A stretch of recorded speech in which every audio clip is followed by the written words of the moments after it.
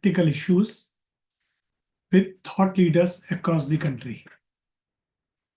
Friends, as you are aware, since last 4-5 years, we are continuously doing this exercise of knowledge sharing. And today's session is not just topical, but it is vital. We are here to discuss the interplay between three of the most complex and feared laws in modern India: regulatory enforcement, the prevention of money laundering, the foreign exchange mechanism, that's called FEMA, and the Black Money Undisclosed Foreign Income and Asset Act. Friends, this trio become triggered together can turn even a minor compliance lapses into a full-blown criminal allegation, causing panic, property attachment, and reputational risk. And that is why today's session is very essential for every business leader, legal advisor, tax professional, and compliance officer of the companies. When I say critical, then why this topic is critical? What makes this topic critical is growing trend where FEMA, originally a civil law, is being used as gateway to invoke PMLA, a strict criminal law which includes arrest, ED rates, reverse burden of proof, and asset attachment. And this is happening because what is happening, the internationalization of business is growing, and people want to do business out of India. They are allowed to invest out of India. They can buy property out of India, and they can get money from out of India, export and import. So many things are happening in the developing way. So that's why when you transact money internationally, whether inbound and outbound, these things are bound to happen. Now, over and above, the black money added another layer, punishing undisclosed foreign asset with 120% tax penalty and jail, even inherited to old overseas bank account, sometime unknown to the person. So we are seeing a legal overreach where even procedure delay, like missing a FEMA form or late reporting of ODI and LRS, are being questioned under the PMLA. This has created an atmosphere of confusion, fear, and urgent need for clarity. So today's session, we will uncover, demystify the legal connection between FEMA, PMLA, and Black Money Act, explain how FEMA violation can turn criminal and what is the law actually says, share real-life case studies and how the business or professional got into trouble, offer practical compliance strategies and SOP to prevent such escalation, what are the practical approach we should follow, we will discuss. And for this, today we have invited galaxy of speakers who are working in this area day and night. They are working in FEMA, they are working in PMLA, and working in Benami law. So friends, I welcome all my panelists. First, I welcome Mr. Amit Khemka. He is a highly reputed lawyer practicing in Delhi High Court for over 39 years, specializing in economic, constitutional, commercial, corporate, and white-collar crimes, including matters under the Black Money Act, PMLA, Benami Transaction, Companies Act, Prevention of Corruption, and Income Tax Law. He is prominent legal commentator, having participated as a panelist in over 1,000 TV and 400 radio talks, and has authored articles for leading magazine, newspaper like Times of India, HT, Indian Express, and amongst others. Amit Khemka has delivered lecture to professionals such as lawyer, chartered accountant, doctors on diverse legal topics, and has presented research before Parliament Committee also. He is known for landmark cases including restoration Gautam Budh Nagar's district status, cancelling fraudulent Noida allotment, overturning a step court fee hike in Delhi, lifting the industrial ban in Noida, and securing right for women prisoner. He has also represented high-profile cases such as Kanishka air crash. So I welcome Amit ji, your expertise on varied subjects and various legal area, and the interestingly that you do so many social cause cases also can make you a perfect fit for today's program with your knowledge and expertise in PMLA and the money laundering cases.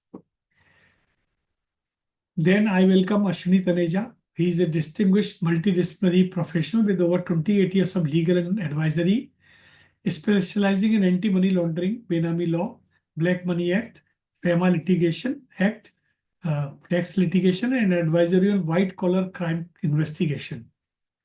He advises and represents clients before multiple forums, including adjudicating authorities and appellate tribunal under Benami and PMLA laws, the Income Tax Appellate Tribunal, High Court, and the Supreme Court of India. He is also provides strategic business advisory services to help business operate in legal and structural manner. Mr. Taneja is a founder of Prudent Law Chamber, established in 2023. He previously served as a member of Income Tax Appellate Tribunal, ITAT, where he co-authored over 2,000 judgments in a very short period and has represented India as United Nations International Tax Conferences. Mr. Taneja is a fellow member of Indian Council of Arbitration and member of International Association of Tax Judges, Canada. He is a chartered accountant, company secretary, and he has done a lot of knowledge-based work in this area. And I remember when he passed 2,000 judgment, and out of this, so many judgment when he was in Bombay, ITAT, he has passed landmark judgment also out of this 2,000. And it was a remarkable achievement from his side. He is fellow member, which I told you. And now today he will discuss with us because he deeply worked on PMLA and the FEMA related PMLA things also he works. I welcome Ashwini Taneja ji for this program, and we will be eagerly waiting for your session. Then we have Ankit Singhi, Head Corporate Affairs and Compliance, Corporate Professional. Ankit is looking after FEMA, NBFC and corporate law, especially company law, and he looks after the fraud cases where it is coming schedule offense under PMLA. Then he looks after the FEMA and where the PMLA also involved. So at so many places, Ankit and Ashwini and Amit Khemkaji's Jodi has worked a lot of advice to the client. So welcome, Ankit. Then we have Sweta Agarwal, Senior Associate Corporate Professor. She also work in FEMA work and assist Ankit's team. And we will do work in this area together. Friends, before handing over this session, I just want to observe as a professional, because in my opinion, if someone who has worked across corporate, legal, financial domain, I just want to highlight some hard reality to them. FEMA is related casually by many business. Today, what is happening? People thinking that if they are outbound and inbound business is taking place, whether they are filing form or getting work through CA, advocate or any other, but doing FEMA is no longer soft law. FEMA is soft law, but connected to things which is also an entry point for ED. PMLA has become tool for aggressive enforcement because even before proper charge sheet, the ED can attach your property, summon you repeatedly, and even arrest also just on suspicion or proceed of crime. So FEMA is door, PMLA is the hammer. We have to understand this point. The Black Money Act is triggered even for omission.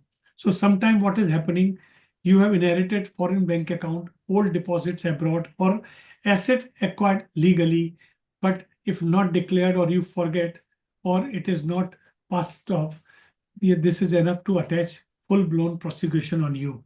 What is worse, if all these three laws can be triggered simultaneously, even then the taxpayer or business did not have criminal intent. So from uh, these points, today there are so many questions in the mind of everyone, and we will discuss these points with our learned speakers. Why civil FEMA violation treated criminal? Can PMLA apply without schedule offense? If I miss filing FCGR or delayed ODI, can ED treat as a laundering? What document should I maintain to bona fide my intent that I'm not done with PMLA? Professional risk also is there. If you are a chartered accountant, company secretary, lawyer, uh, they help FEMA paperwork. Can this be summoned by the PMLA? Where does professional advice stop and liability begin? Real case law where some actual ED cases where minor FEMA errors become PMLA proceedings. How did the court react to such a situation? In the black money, if someone forget to declare asset abroad, is jail inevitable? If there is safe voluntary disclosure route at today available, cryptocurrency cross-border trend is also there. Policy reforms is also required to discuss, which we want to share with our people and the participant today and ask the questions from our learned speaker. So friends, FEMA is rule violation, not a criminal law. Think of FEMA like traffic rules for foreign money, that you are sending something and if you're not following rules, there's a violation, and the challan and braking signal, that is the only consequences. But PMLA is a crime, law for dirty money, money laundering. So when the FEMA violation convert into dirty money and PMLA, you don't know, your small mistake can become this. So how does FEMA mistake bring you to PMLA trouble? That is very, very important to understand. And we will discuss all these points. And when black money add to this fire, then the question comes that how to protect ourselves. So friends, breaking a traffic rule does not make you terrorist. But if you run a red light in front of a police station with 1 crore cash in your trunk, you will think twice. So this is the main point of FEMA. My suggestions to all professionals: in today's environment, compliance is not enough. Intent, documentation, and preventive defense are equally important. We must move from tick box approach to risk risk intelligence approach. Keep FEMA file updated. Disclose foreign asset honestly in ITR. Seek expert opinion when dealing with offshore or layered structure. That is very important. And maintain evidence of bona fide contact for not just numbers. So with this, let me now invite our distinguished speaker for today's program and to take deeper into the practical and legal aspects of interplay of FEMA, PMLA, and black money. And we will definitely get benefited. And the point which I have said, we will ask questions, and I'll request all the participants, you can ask any questions relative to this, we will give you reply. So the program structure will be: first, Mr. Ashwini Taneja will speak on FEMA, PMLA, and Black Money Act aspects. Then FEMA aspects, Ankit Singhi and Sweta Agarwal will discuss. Then interplay between PMLA, FEMA, and Black Money Act, Amit Khemkaji and Ashwini Taneja will discuss. And then we will have question answer. So we will take questions from all of you. I have received various questions, and simultaneously you can write in the chat box, and we will take up these questions from our expert panelists. With this, I'll request Ashwini Taneja ji to start his presentation, please. Thank you, Pawan sir, for giving me this opportunity and giving the opportunity to all of us to interact together on this lovely topic, probably the hottest topics going on in the country under the regime of financial crimes. So, laws dealing with financial crimes have taken a different turn since the assumption of power by the present dispensation, as we all can perceive and see clearly, and we have witnessed it all along in last decade. So I even go to the extent of describing a situation like this, that welcome to the new legal era. You must be wondering why I am saying, because this is a bold statement which is coming. But I have many reasons to say so. And because of this, I will go into the reasons also. I will justify and I will probably put forth the convincing reasons for saying so. Because of this, the time has come that we as professionals, we as citizens of the country, must reset ourselves in terms of our thinking, in terms of our conduct, in terms of the way we live, in terms of the way we do business. All scenario in the country, particularly legal scenario in the country, has changed. So must we. If we do not, we shall perish. And the issues which Pavanji was raising are arising of this situation which I am putting forth, that the professionals who are not able to align themselves, realign themselves in the change scenario, in the change environment, they are facing troubles. The businessmen, the other citizens who are not able to change or transform themselves to the contemporary requirements are really facing troubles in doing their businesses and even living the normal lives. So therefore, we must understand what are these new laws, what change it has brought out in the entire working of the legal mechanism, judicial dispensation, investigation mechanism of the country. So I would share my slides. With the help of that, I'll be able to convey very quickly what I want to say. So I hope, Shweta, can you see my screen? My screen is visible, Ankit ji? Yes, sir, your screen is visible. Okay. So if you see, I will be touching upon the topic today of basic understanding of these laws and also how they are connected with each other. Because the uniqueness of the present environment lies in this, that no law is working in isolation. They are impacting together. So therefore, we have to not only have the awareness, holistic awareness of these laws, while examining any transaction, we have to also examine every given type of type of transaction through the prism of all these laws and not only one. That is why it becomes essential whether we are doing practice in these areas or not. We must have some awareness so that we can justify our role as professionals, so that as a businessman, we can carry out the business in an unhindered manner. So I will give 2-3 things. First of all, what these laws are talking about and how they impact our decisions, our planning, etc., etc. You must have heard about it, that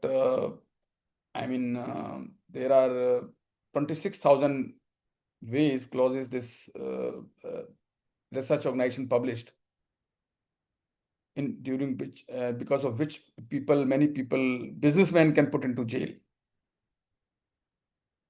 That is the beauty of these laws. And you must have read these news by now, that agencies are getting themselves synchronized in this manner, that multi-agency scrutiny would be possible. And they'll be using higher order data analytics. Many MOUs are being exchanged with SEBI, between SEBI and CBDT, and between various agencies. And not only that, many notifications have come from the government, whereby the government has expanded the scope of operation of the Enforcement Directorate by enlarging the list of those agencies who are statutorily duty bound to report transaction with respect to money laundering if they notice. I mean, the list is in front of you, you can have a look. So meaning thereby now it will be difficult for escapement of any transactions involved in money laundering. Now this slide, quite interesting picture you can see. These chimpanzees were attached by Enforcement Directorate. There is a purpose why I am sharing this. So I said, first of all, the legal scenario has changed. The first reason I gave was that there is a now joint working, interplay of there, many laws are impacting together. The second reason which I'll be giving is the canvas of every law is very wide. So wide that on the basis of mere common sense, it may be difficult for us to visualize its impact. It is so wide. Therefore, it becomes essential for us to understand what is exactly the depth. I will be able to take it with the help of this slide. This chimpanzee was attached by ED. You may be surprised at what is the ED's role here. But when you study it properly, you come to know how it comes within the legal framework. So, Wildlife Protection Act is one of the scheduled offenses that is under the schedule appended with PMLA. Similarly, forgery is also one of the offenses under IPC, and it is also this one of the scheduled offenses. So the gentleman who was having custody of these two beautiful creatures committed both the offenses. And under section 5(1) of PMLA, any proceeds arising from commission of scheduled offenses liable for attachment under section 5(1) A and B of PMLA. And that is how the ED got the right to make attachment, take into custody of these two beautiful creatures. So, I mean, the canvas is so wide that on the basis of common sense, you cannot imagine, oh, ED's role can also be here. Similarly, I am sharing another case study with you here. Now, with the help of this case study, you'll be able to understand better that what I am trying to say actually. Distillery unit was established in Jaipur way back in 2005, and some problem with the functioning of the water treatment plant of the distillery unit was detected by the Pollution Control Board. Accordingly, it filed a complaint in the competent court of Rajasthan. And thereafter, after filing the FIR or complaint, the matter did not proceed further because it was reported that water treatment plant was subsequently repaired, and therefore the matter was kept pending. But somehow, unfortunately, ED jumped into the picture after a few years, and in 2018, and it issued a provisional attachment order attaching the factory building of the distillery unit. When I came to know about it, I was also surprised. Water treatment plant not functioning and attachment of factory building. I mean, where is the connect? Where is the money? Where is the laundering? So then when I read the order, the explanation, reasoning which was given was something like this, that when the water treatment plant was not functioning, it led to violation of water pollution control laws, which is one of the scheduled offenses. And when this violation take place, during that period, more excess water was discharged into the river. This excess discharge water showed that there was excess production. This excess production was unauthorized production. And this unauthorized production led to excess sales. This excess sale was also unauthorized. This unauthorized sales led to unauthorized profits. And this unauthorized profits was nothing but illegal.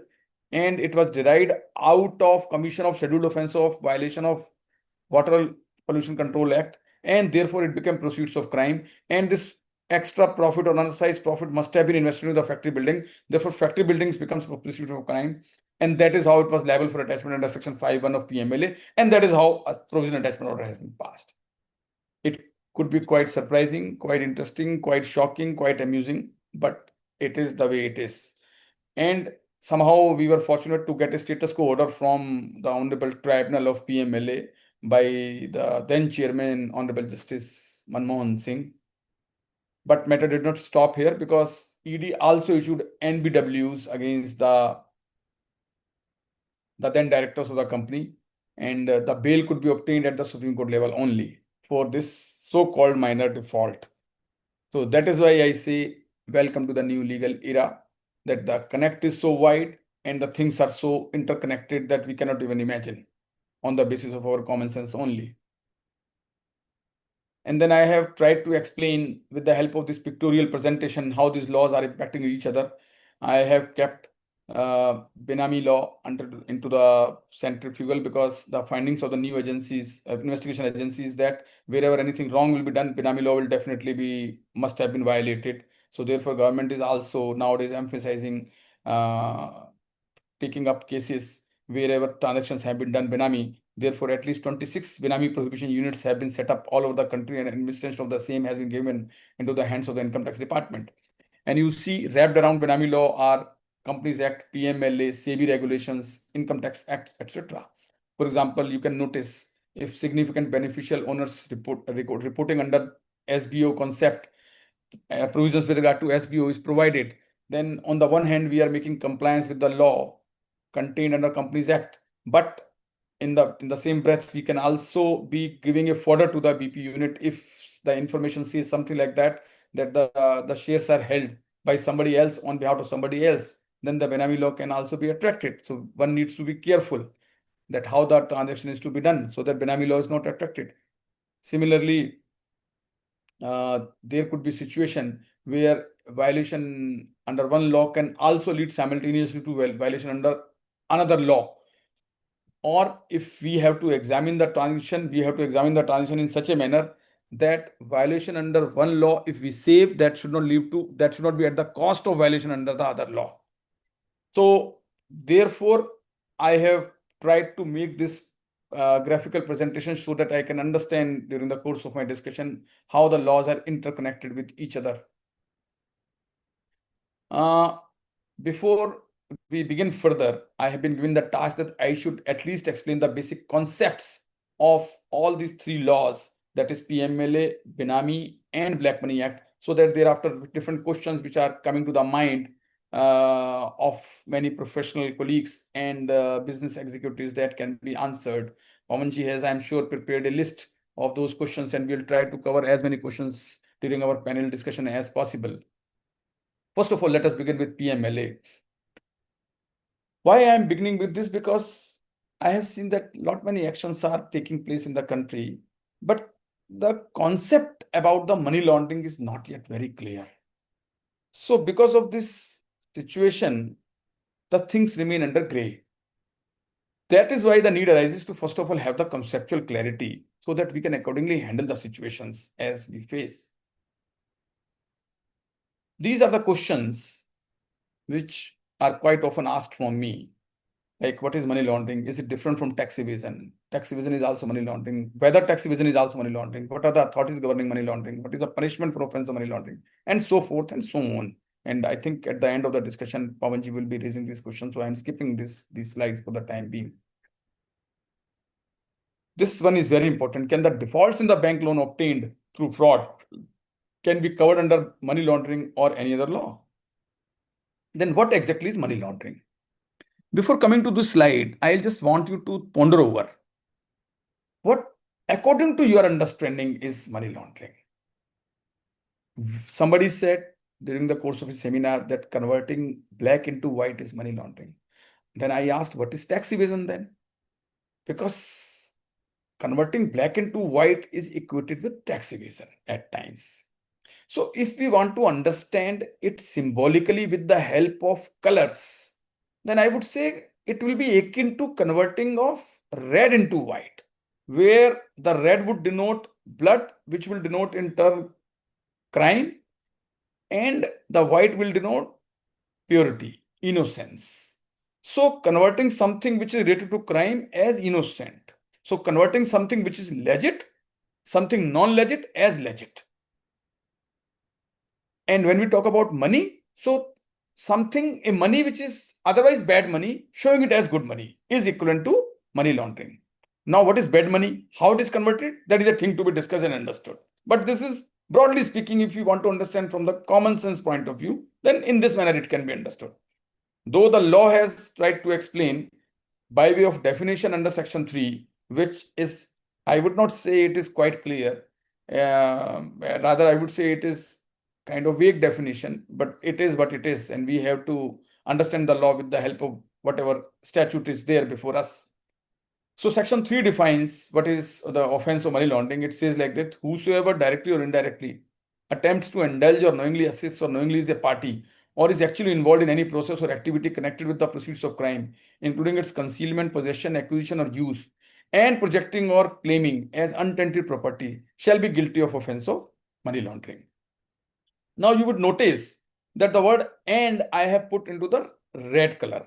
Why? Because according to me, the condition placed after the word "and" is a joint condition, because it is connected with the word "and," not "or." So that means it is a necessary condition that not only money, some crime should happen and money should be earned, but it should be projected as good money, because it is saying projecting or claiming as untainted property. The legislature has used the word untainted. So something tainted being projected as untainted, it will lead to the guilt of offense of money laundering. Now, there is an attempt to tinker the word "and," because one explanation was added with effect from 1st August 2019, whereby if you would notice, after the clause E, word "or," after the clause word D, word "or" has been given instead of "and." So user of "or" instead of "and" is trying to create some confusion. But if you ask me, I would like to remain, remain clear that whatever the main portion of the section is saying, if it is saying the word "and," then we have to interpret it as "and." The main portion, the main part of the section has not been changed. That is, "and" has not been replaced by "or." Therefore, the "and" would remain. Therefore, the projection is also a necessary condition before it can be put to money laundering. Meaning thereby, suppose a person does theft. So mere doing of theft is not money laundering, because theft is a separately punishable offense under IPC, etc. So once theft money is integrated into the system, whereby this theft money is portrayed as good money, only then offense of money laundering can be said to have taken place under the law. That is my humble understanding. Then we will understand with the help of some examples in course of our panel discussions, then how this, what kind of activities can be put on money laundering. Some of the examples I have given on this slide. So if we read the definition properly, to make it more clear, I have divided into 3 stages, the entire process of money laundering. According to me, stage 1 is commission of that is a primary stage, commission of offense of money laundering. Commission of scheduled offense. Stage 2 will be generation of proceeds of crime from the commission of scheduled offense. So scheduled offense happens. From that commission of scheduled offense, some proceeds are generated. And then stage 3 is also integral part of this process. That is, after the proceeds are generated, the proceeds are generated are converted into good money or shown as good money by different kind of processes, which could be by way of placement, by way of layering, by way of integration. So when these 3 processes take, only then we can say that offense of money laundering has been done. Now, what is proceeds of crime? The words which we are using again and again. Section 2(1)(u) of PMLA defines it as proceeds of crime means any property derived or obtained directly or indirectly by any person as a result of criminal activity relating to a scheduled offense, or the value of any such property, or where such property is taken or held outside the country, then property equivalent in value held within the country or abroad. So here also some questions are arising. For example, some people will say, suppose property X, suppose this theft money is vanished, then what will happen? Any other property can be attached, unconnected, where the proceeds have not traveled. So if proceeds have traveled and some other clean proceeds are also infused into it, then the answer is obvious. Then the value equivalent to that can be attached. But if no money derived from tainted sources have been infused in a property, whether that property can be attached, my humble understanding of the law is no. But after the judgment of Honorable Supreme Court in the case of Vijay Madan Lal, some interpretation which the investigation agency or some other people are taking is that yes, it can be done. But my reading of the judgment says Supreme Court is clearly saying there should be nexus of proceeds of crime with the property sought to be attached by the ED by treating it as proceeds of crime. There are some judgments of high courts also, like Seema Garg, which clearly says no, it cannot be. Telangana High Court, Kumar Kappu and Satyam Computers, they clearly say no, it has to be property derived from proceeds of crime. But there is a situation of chaos and confusion on this topic, and therefore we leave it like that. According to my understanding, I am repeating that only those properties which are derived from proceeds of crime can be attached, not unconnected properties as would be clear from the reading of the scheme of the act. If we read section provisions of section 8, that is 8.1, 8.2, 8.3, 8.6, 8.7, 8.8 of PMLA, then the impression which comes is that only properties which are involved in money laundering can be attached. So if property is not involved or not connected with proceeds of crime, according to my understanding, it cannot be attached. But controversy continues on this topic. Now, what is scheduled offense? Because this is sine qua non before the proceedings under PMLA can take place.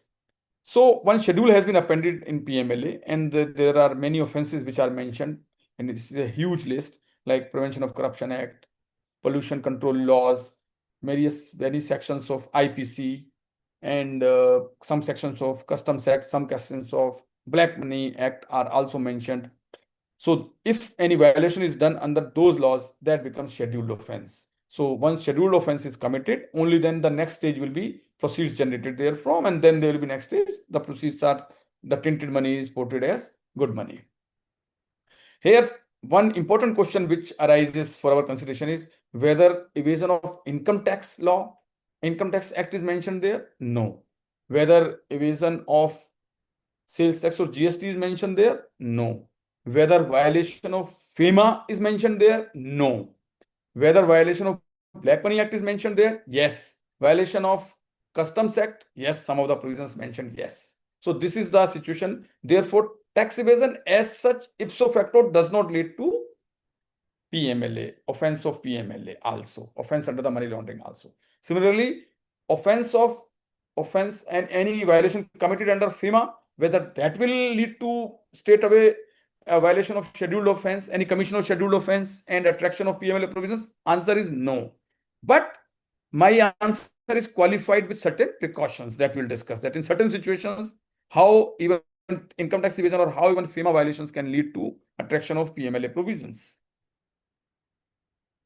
Now, the experience with the enforcement directorate of any person with enforcement directorate is quite tough and full of hassles, as we all know. And apart from various other reasons, one of the main reasons is because of this provision contained under the law of PMLA that is properly known as reverse burden of proof.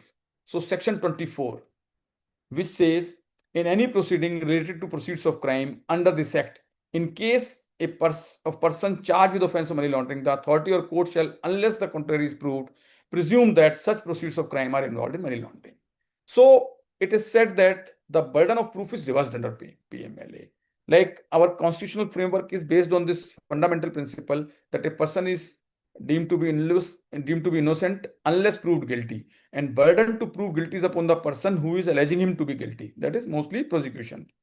So burden is on prosecution, etc. That is what we say. But it is said that this principle, fine principles, has been compromised or breached here or not accepted here. Is it so? The first reading of sections of section 24 says yes, but it is not so fully, because this burden has been reversed only partly. If you see, there are three stages, as I said. First of all, there should be commission of scheduled offense, generation of proceeds, and then proceeds should be portrayed as untainted. So with regard to the first two stages, that is commission of scheduled offense and generation of proceeds, whether is there any burden been reversed? No, I think this has been reversed only for the third stage. But in practical practice, we see that the burden is being discharged in toto, is being reversed in toto. So the investigation agency would, that is enforcement director, would put the burden on the accused. I would say, you prove that you have not done offense of money laundering. And that is why indeed the experience with the enforcement directorate has become quite torturous, I would say, because of this reason also, that burden has been fully reversed, whereas the law has not envisaged the reversing of burden in toto. Then another reason to make it a difficult task is that web of actions start once actions under ED starts. One by the primary agency who is conducting the investigation under predicate offense, that is scheduled offense. For example, it could be tax department, police department, CBI, NCB, forest department, etc. It will file complaint, it will file charge sheet, it will carry out the trial before the special court or before the concerned court of sessions.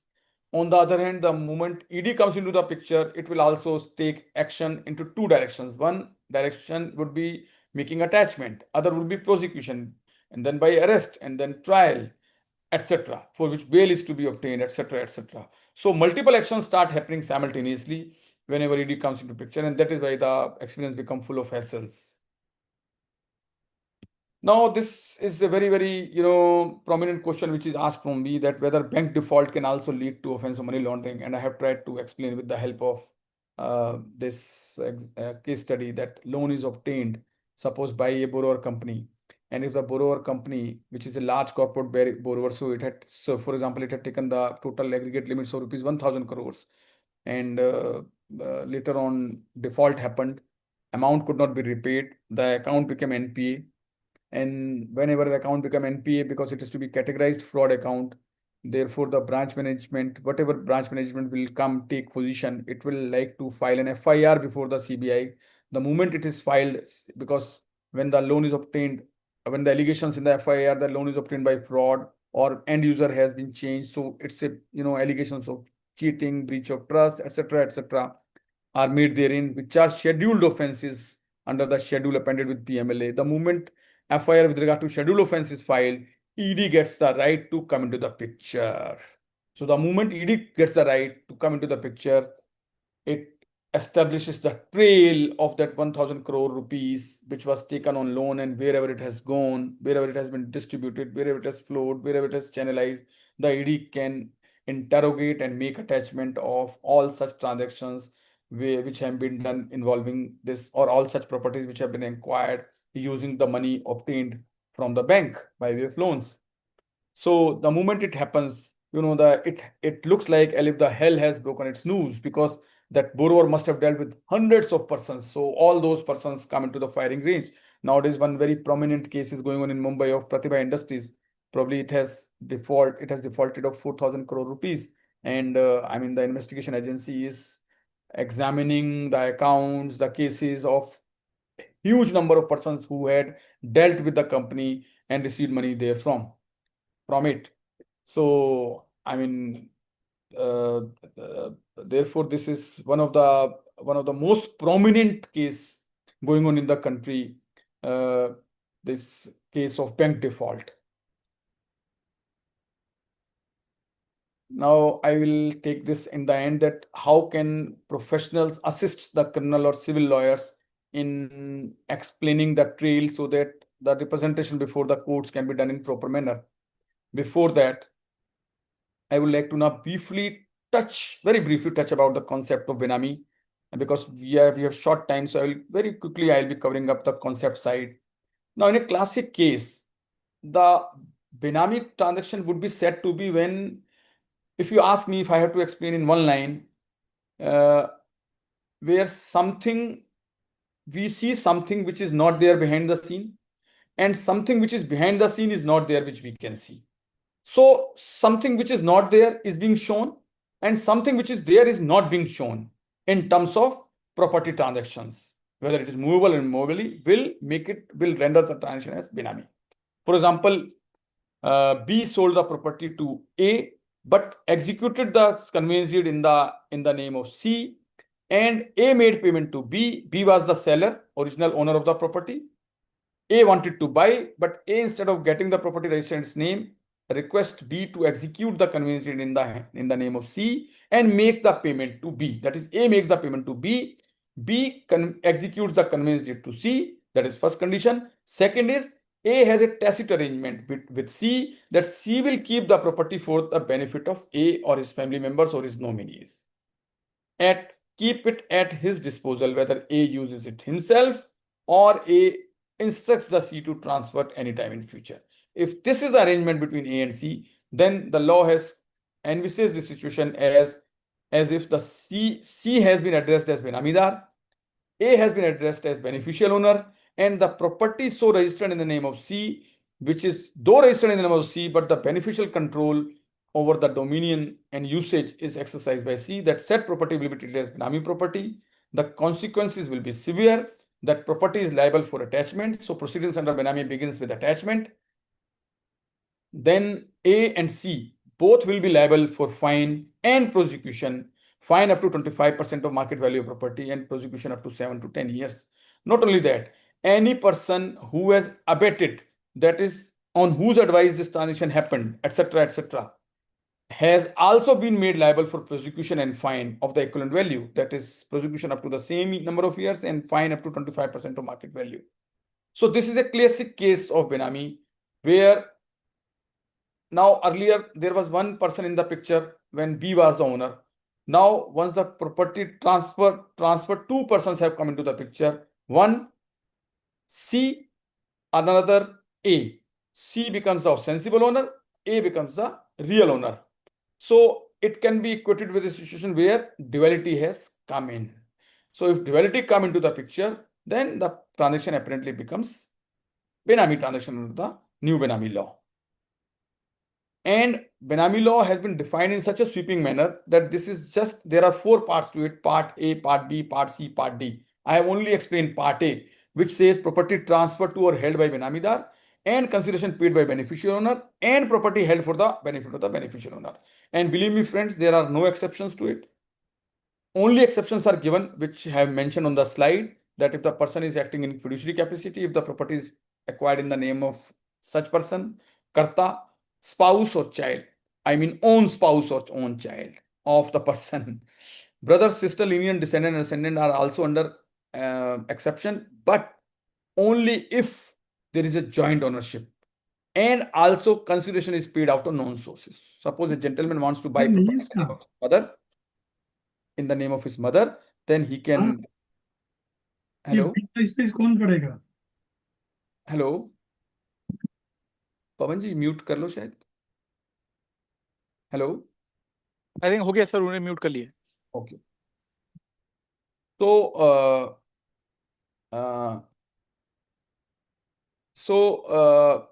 only if a person wants to buy property in the name of his mother, then what he has to do is he has to acquire it jointly.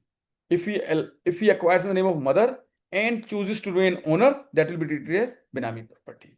If he becomes joint owner, then it is possible. Then the Benami law will not be attracted. That is condition number 1. Condition number 2, the consideration should be out of declared sources, known sources. That means accounted sources. Then this is only one part of definition. Another part of definition, which is contained under section 29A of PBPT Act, says if the property is held in fictitious name, it is straightaway Benami, liable for attachment by the government.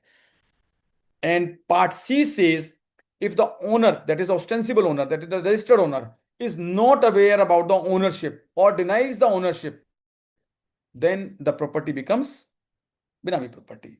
Suppose a property is registered in the name of a gentleman's, and if he's asked, okay, you are the owner of the property, kindly explain about it. And he says, so sorry, am I the registered owner? Sorry, I did not know. I am not the owner.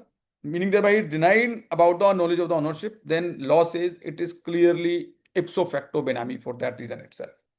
Then last part is also quite sweeping because it is being applied extensively by the income tax department.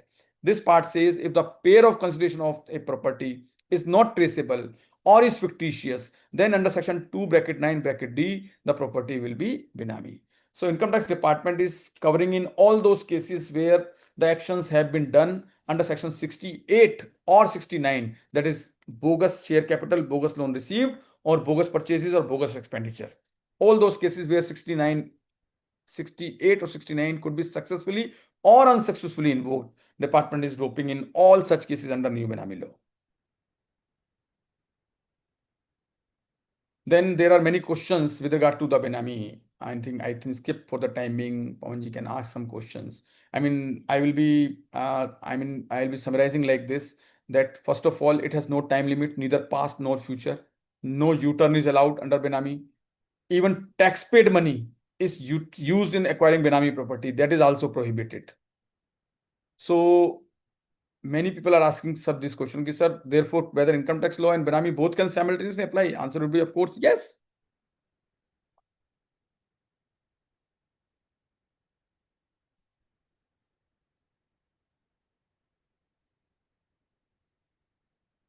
I'll be taking a few case studies, like for example, in this case, I am trying to explain here. A company from USA made investment in a company in India through Mauritius route. So it created an SPV in Mauritius and that SPV in turn made investment in Indian company. Now GAR was invoked, and invoking GAR and invoking PPT test, the benefit of treaty was denied to the Mauritian entity in India.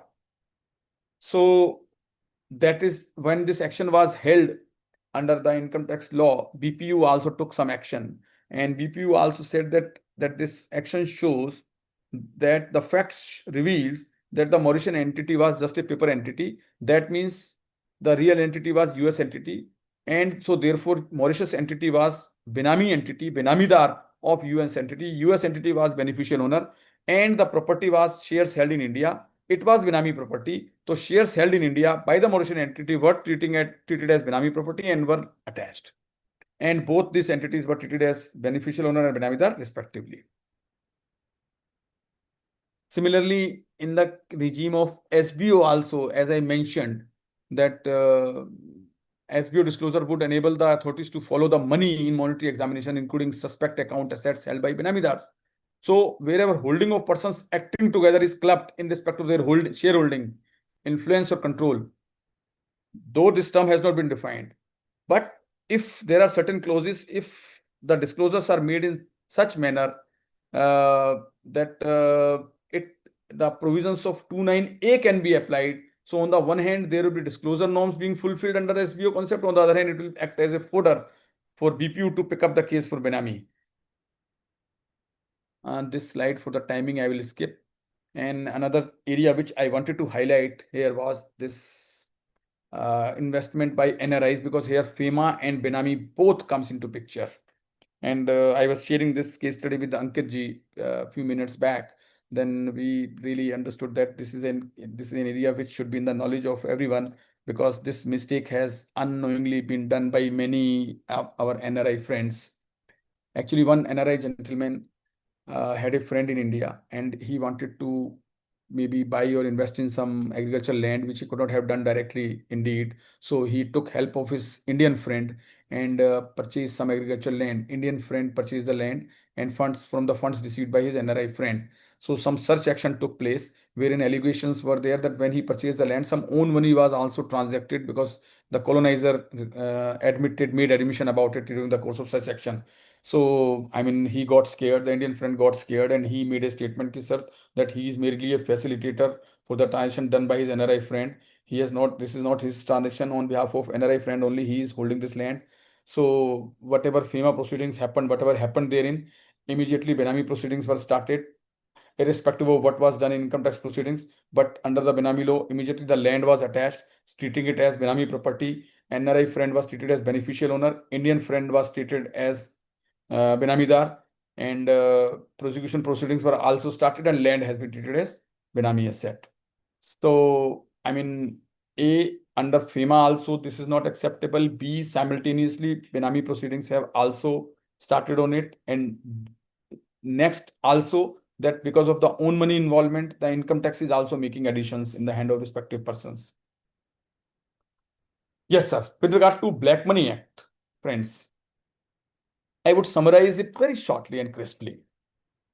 If we carefully read section 2(12) of BMA, which defines undisclosed foreign asset and definition, we would see that it simply says that if any resident Indian individual or any resident Indian entity is having any investment, any asset abroad, or any interest in any asset, financial interest in any asset abroad or in any bank account, etc. It is very widely worded. Or it is earning some foreign income, which is taxable in India. It must be reported, disclosed in his ITRs. And if it is not reported, believe me, the hell will break its loose, because the consequences are too severe. First of all, both of them are liable to be assessed under BMA. Tax is charged at the rate of 30%. Penalty is charged at the rate of 60%, which apparently makes it 90% of. And 90% of what? The another provision is very harsh provision of the current value of such assets. Meaning thereby, if the transaction was done, say 10 years back, And if current value is measured today, because dollar has appreciated too much, I mean, it will be too much, unbearable, many times more than the original value. So financially it becomes unbearable.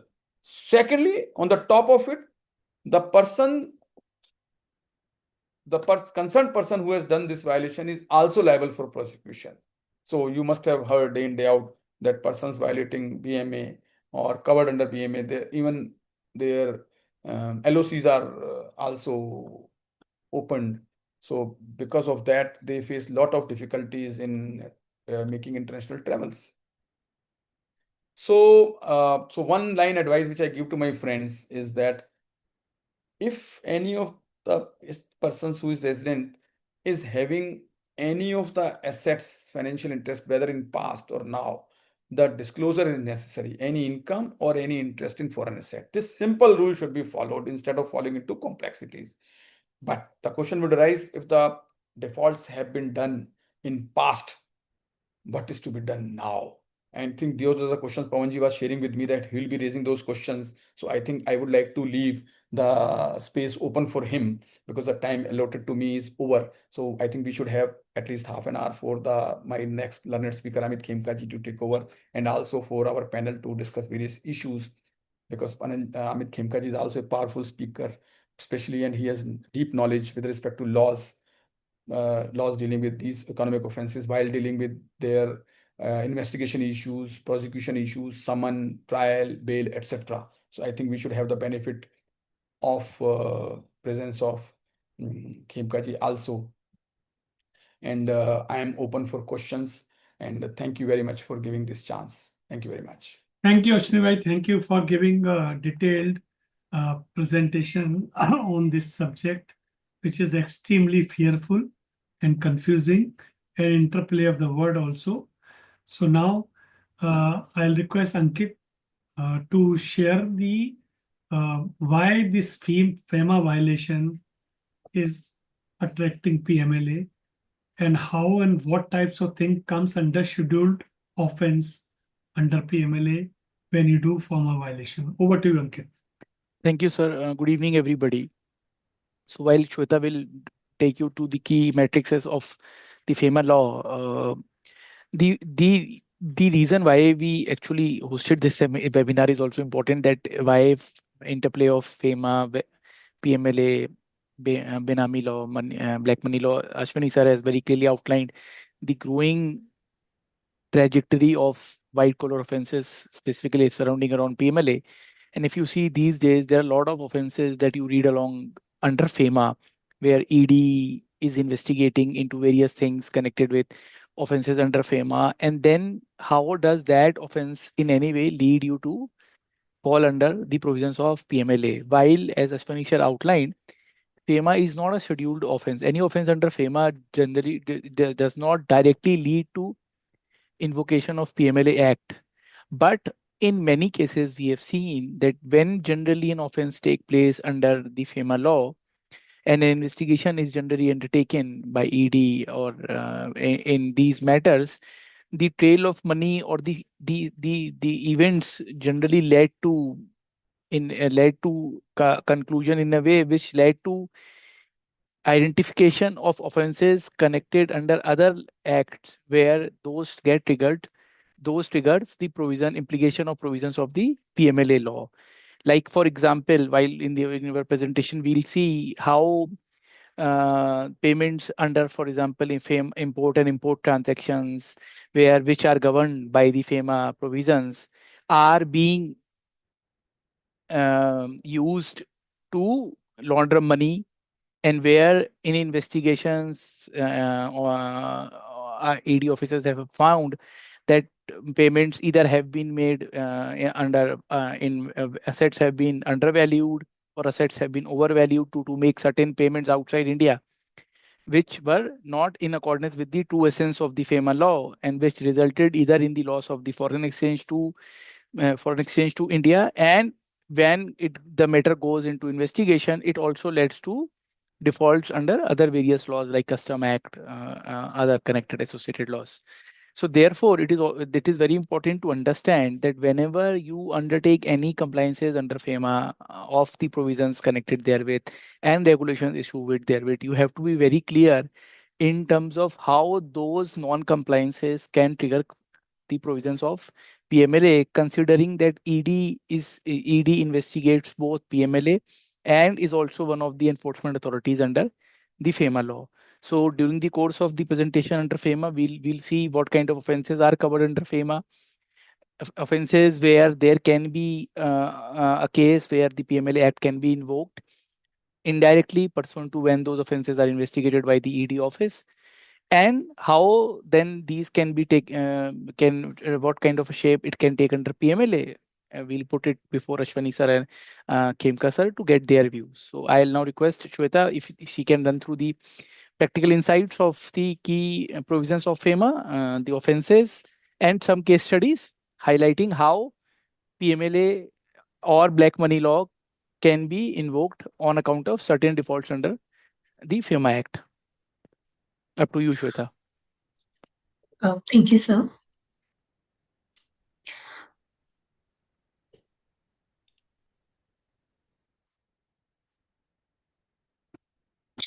So speaking about Foreign Exchange Management Act, it primarily governs the cross-border financial transactions undertaken between the Indian party or any foreign party.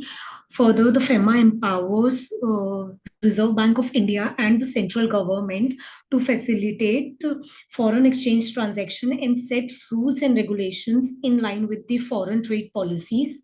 Reserve Bank of India, being the primary authority herein under FEMA, acts as a custodian of foreign exchange reserves, and it issues notifications, circulars, policies, regulations related to import, export, FDI, ODI, external commercial borrowing, dealing in foreign exchange, all these type of transactions which are undertaken by an Indian party. Indian party herein refers to the resident individuals as well as the companies, LLP, or any kind of a body corporate which has been incorporated in India, and RBI regulate the forex reserves. The Enforcement Directorate is also an authority herein under FEMA, which works closely with RBI to monitor compliances undertaken by individuals, business, or financial institutions for any kind of a transaction, cross-border transaction undertaken by them. It also deals with the regulations and management of like they formulate all type of regulations and they manage all cross-border transactions. Now coming to the nature of enforcement which takes place under FEMA herein. FEMA is basically a kind of a civil law which majorly triggers the civil consequences, and it triggers the forex violations pursuant to unauthorized holding or unauthorized transfer of foreign exchange reserves. The authority under the nature of enforcement comes with the Enforcement Directorate, and the consequences with respect to any kind of violation under FEMA can lead to the penalty of 3x of the amount of the transaction which is involved therein, or confiscation of the property or the assets as well. FEMA empowered in ED under these four sections, basically section 36, 37, 37A and 38. Now we will talk about what these sections basically describe. Section 36 and 37 empowers ED officers to conduct investigations, to summon individuals or any other Indian party, Indian companies, to seize the documentation which has been provided by them as an evidence for the transaction, or any other kind of a document which they get during their investigation. They are even empowered to call for the information from the Indian party with respect to the transaction they want to investigate. This section also empowers ED to detect and prevent foreign exchange irregularities under the transactions undertaken. The next section, section 37A, empowers ED to seize domestic assets equivalent to asset held illegally abroad when such foreign assets are inaccessible. So in case several people think that the assets they held are in abroad, they are the foreign assets, and how the Indian government or the ED is going to attach those.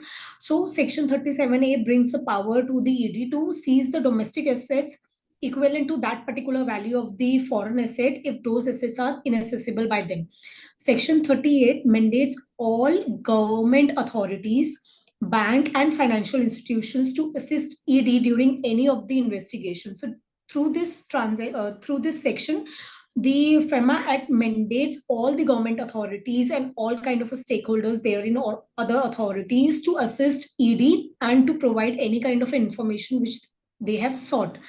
This section enables interagency cooperation to ensure effective enforcement of FEMA through coordinated efforts. Now we'll be talking about the section web of FEMA enforcement. These are the sections which brings the role of enforcement through any of the transaction for the foreign cross-border transaction and empowerment to ED. Section 3 basically prohibits forex dealing and states that any Indian party is prohibited to get involved under unauthorized dealings with foreign exchange and securities and even indirect routing through foreign entities. Section 4 states that the residents Indians cannot hold, acquire, transfer foreign assets or forex without RBI permission, and this even continues even their NRI status gets changed and the violation gets triggered. Section 5 and Section 6 talks about the current account transactions and the capital account transactions and mandates Indian resident individuals and the companies to comply with the Foreign Management Act provisions. Section 10 is basically talks about the role of the authorized persons. And under this section, it states that banks and the dealers must ensure due diligence, non-reporting or negligent handling making the FEMA violations. So here the authorized dealers are required to ensure that whatever kind of a transaction they are handling as an authority on behalf of the Indian party, they have to ensure that they are carrying the proper due diligence and everything.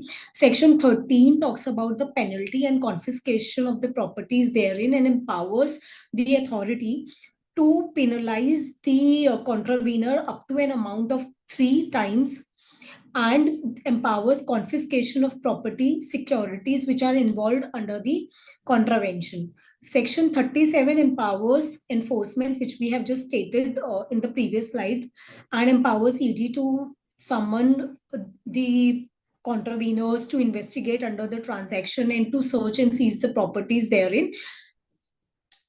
Now coming to what kind of a contraventions in general we see under FEMA law. So FEMA law basically gives 2 kind of contraventions, the reporting contravention and substantive contravention.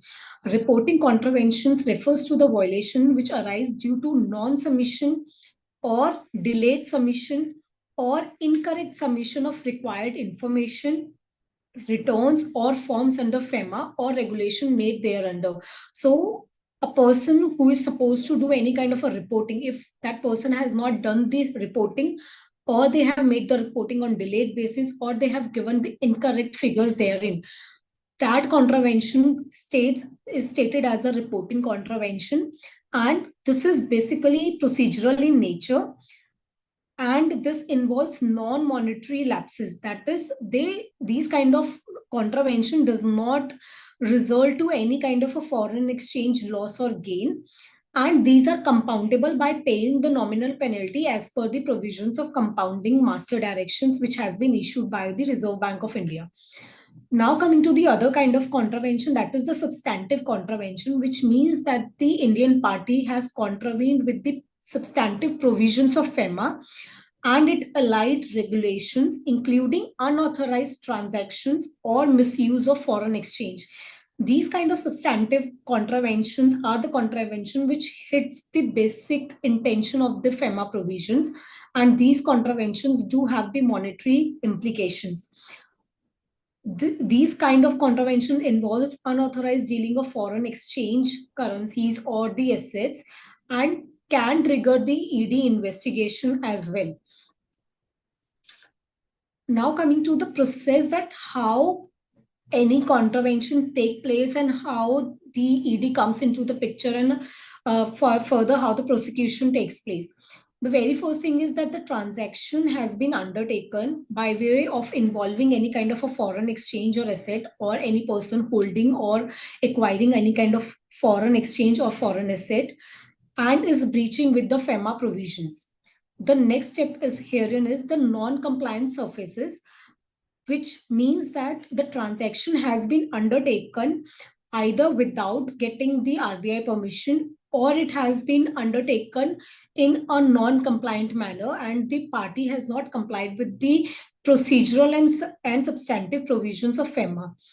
And these non-compliances are detected by the authority through the IT returns, through the suspicious transaction reportings which are made to the authorized dealers, banks, and these reportings therein goes with the information to the ED and the Reserve Bank of India, or these kind of non-compliances are given to the authorities through the external leaks. Once they get the information with respect to the non-compliance that has been undertaken, ED comes into the action and initiate the proceedings. This has been empowered as stated by the sections of FEMA 37 to 30, 36 to 38, and also section 50 of PMLA empowers the ED to summon for the documentation, productions and the statement. Further, ED issues summons. They ask for the books and the documents from the Indian party. They inspect the same documents. They further, pursuant to their investigation, they seizes the electronic records and question the individual party under the FEMA law. Once the investigation is completed and they have identified that the non-compliance has been undertaken, monetary penalties are imposed on the person. They also confiscate the assets of the Indian party and continuing violation, which contraventions are the continuing violation, they even attract the daily penalties over the calculation of penalty which is imposed by the authority. Further escalation to PMLA and Black Money Act, if the foreign assets are proceeds of crime, PMLA gets invoked. And if they are not disclosed into the ITR, Black Money Act proceedings are invoked and 300 times, 3 times of the penalties and prosecution take place. This particular segment has been briefly explained by Ashwini sir during his presentation. Now coming to the kind of contraventions, we are briefing the type of transactions undertaken and the contraventions which are specifically investigated by ED. The very first is under invoicing exports or over invoicing imports, which means that the Indian party, which is either the exporter or the importer, has under invoiced or over invoiced the amounts with respect to the goods and services imported or exported respectively. Secondly, fictitious and forex siphoning, that you have not imported anything, but you have generated the invoices, you have made the payments, which states that fictitious imports has been done. Nothing has been imported. However, every other action has been undertaken with respect to the imports. Third is FDI and FPI violation. You have not complied with the FDI regulatory provisions. Next, you have not realized the export proceeds. You have exported the goods. You have provided the services. You have done all the documentations therein. However, you have not realize the export proceeds even though you can realize it.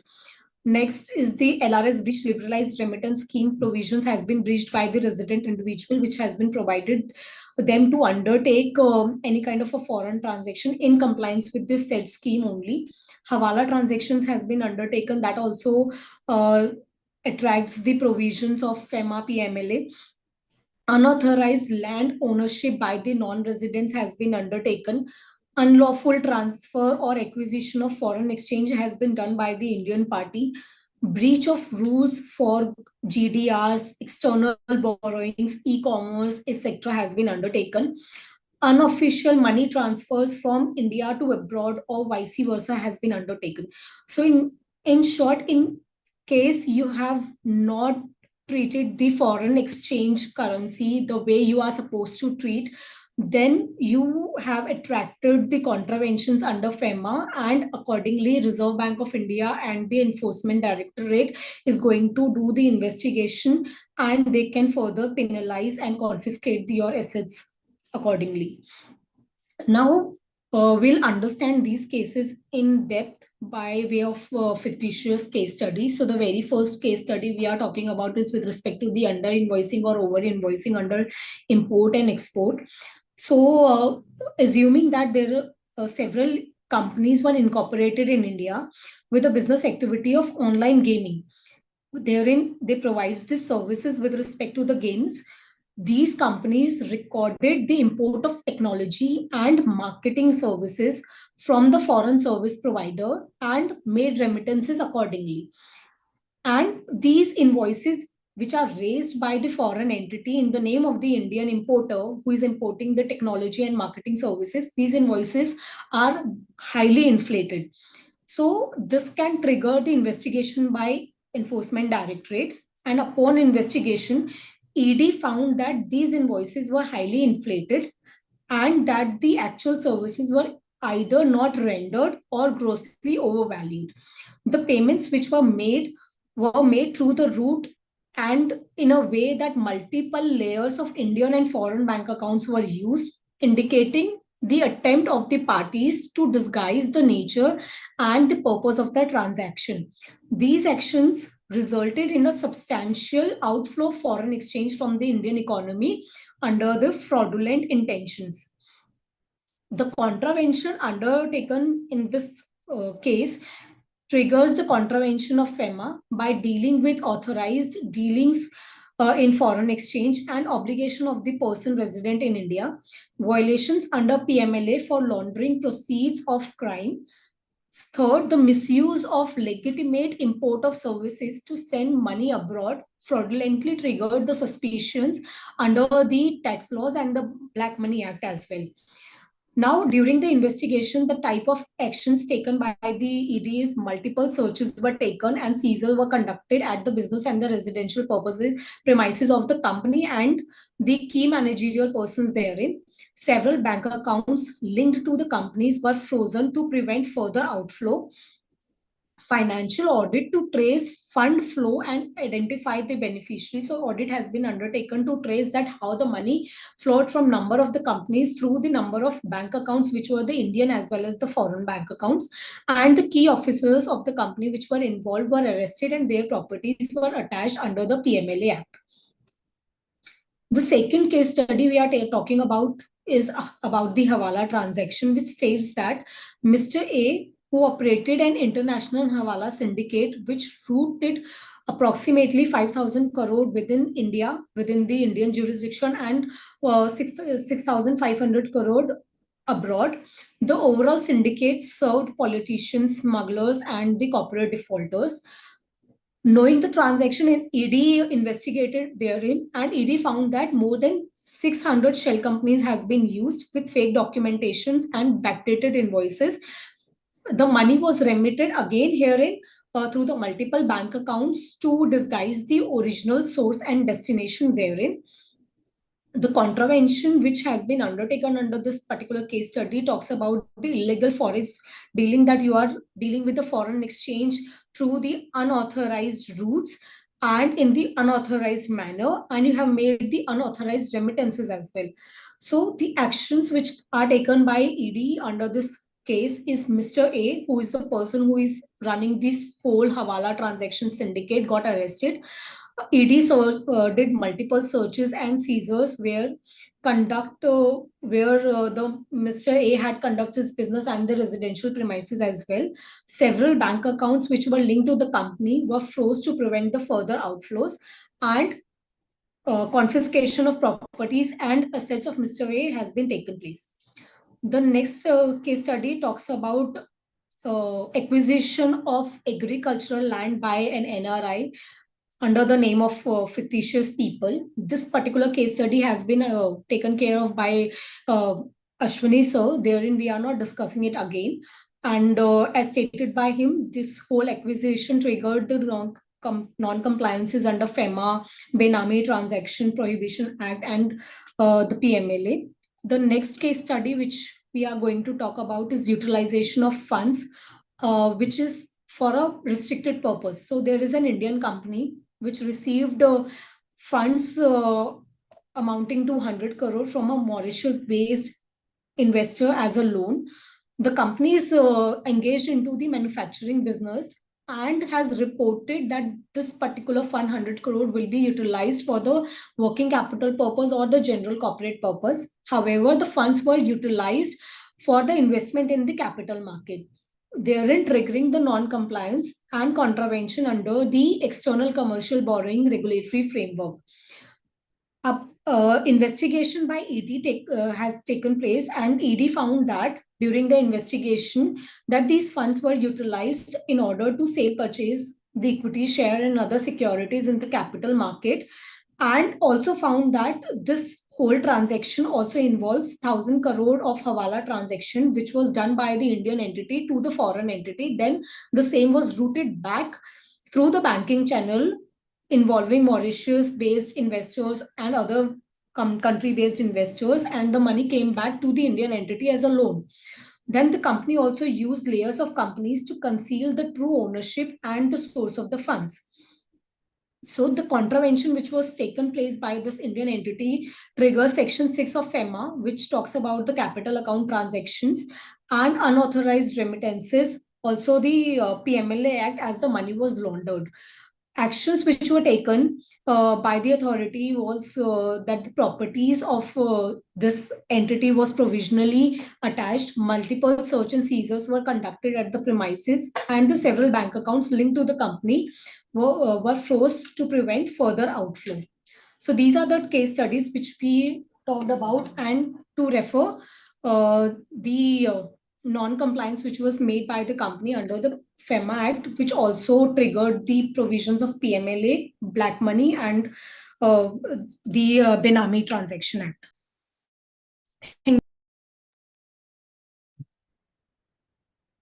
Okay, Shweta, thank you very much for giving a detailed presentation on FEMA, how it can be now. So you have heard Mr. Ashwini Taneja, Ankit and Shweta, and they have discussed. But who will take you to the power of this journey? That is important. We all can talk, we all can discuss, we can identify, but here the person who can take you sail through in this troubled journey, I will request Amit Khemka ji, the interplay between PMLA, FEMA and black money, and how you think, because you have a vast experience, examples are plenty before you, you have handled various cases. So over to you, Amit ji, to explain everybody that what they should do to protect themselves and what advice you want to give, and what types of things you have observed so people should not do mistakes. Over to you, sir. Thank you, Pawanji. Thank you, corporate professionals, for giving us this opportunity. I was asking Ankit ji as to why this webinar today. So he said, sir, that people are confused. And why are they confused is because ED has dual jurisdiction. The Enforcement Directorate, which is the implementing agency, it is the implementing agency for FEMA as well as for PMLA. So as soon as a summon from ED is received, some people may mistake it as a summon under PMLA. So it has to be very, very clear to everybody, because I'm not getting into the finer issues, because Ashwini has very eloquently taken you through the concepts and everything. And Shweta has done her, and Ankit ji have done their bit of on FEMA. So what is the issue? The issue is that when a summon under FEMA is served on a person for some technical FEMA violation, the officer can actually say that, look, I can also frame you under PMLA. He can also start talking about money laundering there. And because most people do not understand what money laundering is, according to the common man, even according to the professionals, any kind of dealings in money is money laundering if it is not right, if it is not correct.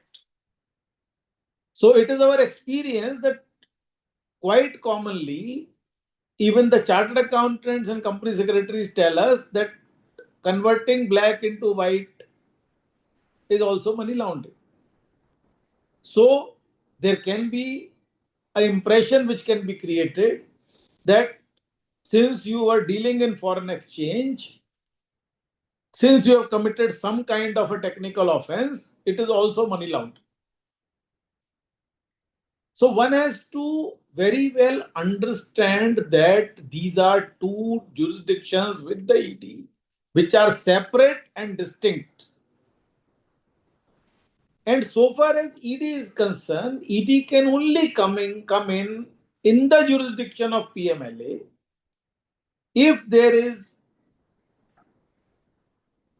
a scheduled offense which has taken place. There is a huge list with the Act in money laundering, Anti-Money Laundering Act, which specifies the offenses. And the offenses, as you've been just now told, that the offenses under FEMA are actually civil offenses. They are civil wrongs. So much so that if you do not pay the penalty, there is a provision for imprisonment, but that is also a civil detention. It is not a detention like a punishment. It is just like a civil, like somebody is not able to comply with the money decree or a civil court's decree. That person can be sent to a civil detention. So while investigating FEMA offenses, Shweta has very intelligently and very pointedly shown certain cases which can shift, where the cases can shift towards PMLA. But let us understand why would they shift. Shweta, can you just put those slides of your case studies again on the screen? The Yes, case sir. studies you showed, the case study number 1.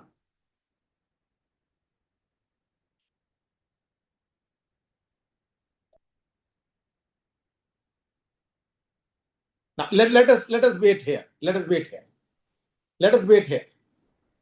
Yeah. So under invoicing exports and over invoicing imports. Now FEMA violation here may cannot be the subject matter of PMLA. However, when a person under invoices or over invoices, he commits an offense of fabricating a document. He commits a cheating. He commits a fraud over the government agencies. Now, this is the offense which is scheduled offense in PMLA, where the ED's other jurisdiction can trigger fictitious imports and forex siphoning. Now, when you are talking of fictitious imports, there are two offenses which are happening. One is a custom offense under Customs Act, which is also a scheduled offense.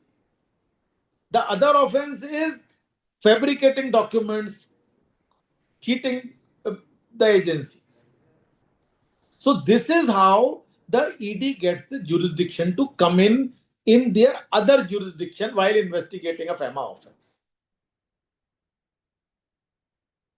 FDI or FPI violations, they may as such not result in any kind of a scheduled offense.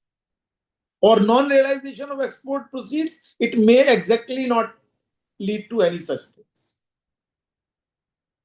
But if it is coupled, for example, non-realization of export proceeds, if it was coupled with the fact that those exports themselves were of no value, or the whole purpose was to actually stash the funds abroad in the name of exports, or the purpose was that you send the goods and then don't get the money and keep it abroad itself, then it will also fall in the category of playing a fraud over the law, over the agencies, over the government. So what I was trying to just point out, that while FEMA violations per se cannot be the subject matter of PMLA investigation. However, if they're coupled with something more, then in that case, it can. Now, take example of non-realization of export proceeds. There was an intention of this person that I am exporting something and I'll not get the money back to India. I'll never bring it back. Now, he is also probably committing, Ashwini will be a better person to tell it, but I think, in my opinion, he's also committing an offense under Black Money Act. While Section 51 of the Black Money Act, which makes evasion of tax on foreign assets or income, makes it, which is a scheduled offense, that can be the subject matter of PMLA. So the idea to explain is that while the ED officers cannot start threatening a person for mere FEMA violations. However, if there is something more which can fall in the category of scheduled offense, then in that case, yes, they will get the jurisdiction. Now, the second question arises that is it that while the officer is investigating the FEMA offense, he will at any time, at any moment, start investigating the offense under PMLA? No, he cannot. He has to, if he comes across any such thing while investigating a FEMA violation, he has to go back to the agency who is empowered and authorized under the law to investigate that scheduled offense. Suppose they find a customs violation, they have to inform the customs authorities. If they find a fraud having been committed, they have to go to the police or the CBI.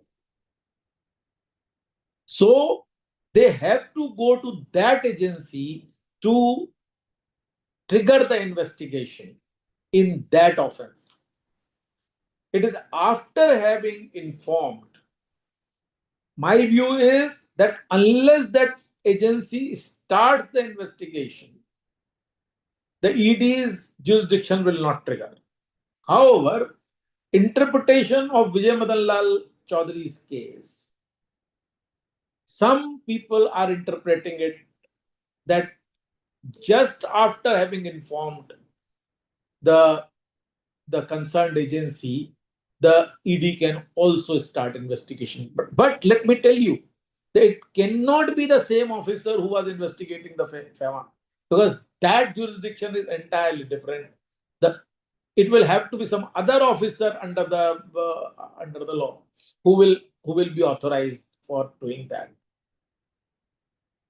Normally, the ED starts investigation by registering an ECIR, so far as PMLA violations are concerned. But ECIR is unlike an FIR. It's not, it has been held not to be a legal document. The ED claims that it is our internal document. It has nothing to do with the law. The argument we take is that if it has nothing to do with law, are you doing something illegal? Are you writing a document which is beyond the law? So why are you writing that document? And if you are writing that document, then it should be treated as the triggering point for an investigation. However, the courts have yet not held this ECIR as a document, which can be taken as a triggering point. So it remains vague as to when the ED is starting the investigation in the PMLA offense. However, normally they register an ECIR, and whatever summons, whatever investigations, whatever searches are take place under the PMLA, they do write ECIR number. So one can, from the summon itself, from the section under which the summon has been issued, one can say whether this is an investigation under FEMA or it is an investigation under PMLA. So that is, and then another point is that suppose the agency who is investigating this other offense or the scheduled offense, which is in technical language, and if this agency comes to the conclusion that no scheduled offense has taken place, then can the ED still keep on investigating the offense under money laundering? Or if a prosecution complaint has been, a charge sheet has been filed, as another closure report has been filed by that agency saying that we don't find any offense having been committed, then can the prosecution by ED be continued? No, it cannot continue. It is a misnomer when ED says that, or it is claimed that an offense under PMLA is a standalone offense. It is not standalone in that sense. It is standalone only in the sense that it will have to be treated separately. It will be tried separately. There will be no joint trial when the trial takes place. So these are the few things which in the limited time I love to share. Any questions which will come, we will keep on and I know that Pawanji has a long list of questions. So Pawanji, over to you. Okay, thank you very much, Amitji, for giving very crisp but detailed and to the point issues. Now, friends, as all the speakers has spoken and they have given their point of view, we have a few questions, but now because time is short and I know Ashwini and Amitji has to go for another program. So what I'll do, earlier, normally we are starting our question answer session in detail, and then we do the rapid round, but I will start rapid round now. Okay, so the questions are more. So the rapid round rule is that we are not going in detail, and if one person is giving answer and it is correct, we are not value adding until something is very different. Okay, so I'm starting with this with Ashwini ji. Why are civil violation under FEMA escalate into criminal investigation under PMLA? Is it not against the spirit of natural justice? No, actually, Amitji has already explained it at length, and I will again say the same thing. Because while doing civil violation under FEMA, definitely if there is any scheduled offense also happened, and it is because of that, only then PMLA will trigger in. Not without it. Otherwise, these are mere threats which should not be bothered about. So, a person should examine whether the money generating, which is led to violation of FEMA also, has some sense, some connection with commission of some kind of scheduled offense, maybe fraud, like bank fraud, loan वहां से लिया था, बोला पैसा बाहर गया है, तो scheduled offense है ना. फिर ये कहना कि नहीं ये तो खाली FEMA का violation था, नहीं. But it is more than that. So there has to be more than that mere technical violation of FEMA. Okay. Amit, do you want to add in this? No, thank you. Okay. What is the legal threshold of ED to trigger PMLA on a simple FEMA lapse? Is this suspicion enough or it is scheduled offense mandatory? As already discussed, scheduled offense mandatory. Okay. Can a person face action under all three laws simultaneously, FEMA, PMLA, and Black Money Act? Is there protection against double or triple jeopardize, Amitji? Also add PBPT, also add 447 of Companies Act. So there can be many agencies and many prosecutions for the single act. Okay. No, it is because here I want to add one line only. It is because every act is having a provision which says that provisions of this law are in addition to, not in subjugation of provisions of any other law. And in case there are any inconsistencies, their provisions of this law shall prevail over the other law. Therefore, every law will apply. Okay. Whether procedural lapse under FEMA can attract PMLA, Ankit? I think this question, Generally, it will not. It will not. Okay, now, practical compliance and professional challenges. That is also important. How can a professional or business prove that their FEMA default was bona fide and not money laundering? Arm's length transactions. Okay. What document, opinion, or SOP should be maintained? Everything should be documented. Every approval should be taken on email or in writing from the client. We should not be identified with the client at any point of time. The main problem arises when we start identifying ourselves with the client. Just because while arguing in the court, we say that, my lord, I did not commit the offense, it should only be for the court. I should not be part of it. Number one. Number two, we should not advise at the stage when the acts are happening. We are nobody to advise. If we are advising at that stage, we are making ourselves accomplices. So it is only as a professional that we should act. That is the key to it, sir. Okay. What role can legal opinion or compounding application play in a defending against ED allegation? Like recently the Arvind Datar case also. Yeah. So the issue, sir, is that lawyers do fight, but CAs and company secretaries and other professionals, they don't. So lawyers are fighting for their right. I think all these professionals are giving legal advice, and all these professions must have the privilege which is available to the lawyers. So I feel that this privilege is a must for a professional to act independently and freely, because that is the basis for any profession to be able to give proper assistance and advice to his client. And another line of caution which I will add, which was though mentioned earlier, just for the sake of clarification, that it should be an opinion post commission of the transactions, not for doing the transaction in a particular manner. So transaction which has happened on which you are giving an opinion at arm's length principle, okay, this is a legal scenario, not, becoming part of the transaction. Okay. How should a company prepare for ED summon or property attachment under PMLA, even if they are already paid FEMA penalty?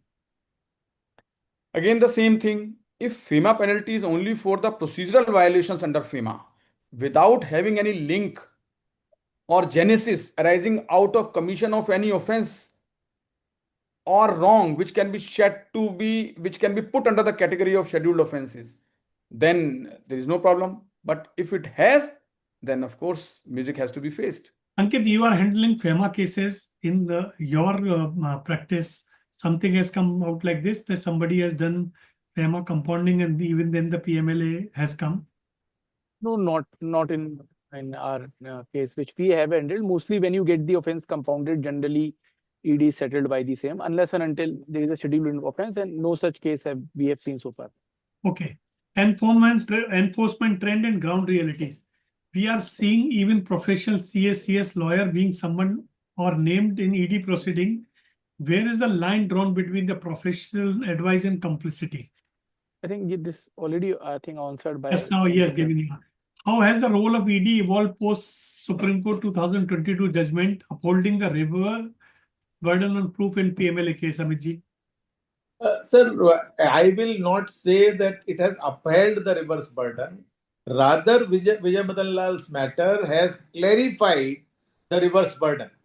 Earlier ED was taking it as if they say that you are a criminal and thereafter everything has to be proven by that criminal or that person. Today, that is not the situation, fortunately. As Ashwiniji, when he was giving his deliberation, he explained that this is a three-stage offense.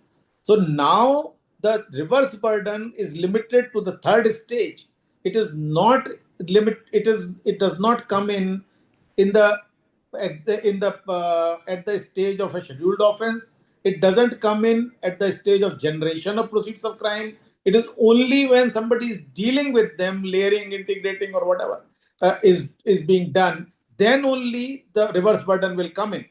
So it is, I would say that Vijay Madan Lal's matter has clarified the legal situation rather than confirming the reverse burden. Because let me also tell you that there is reverse burden under the Income Tax Act. There is a reverse burden under the Black Money Act prosecutions.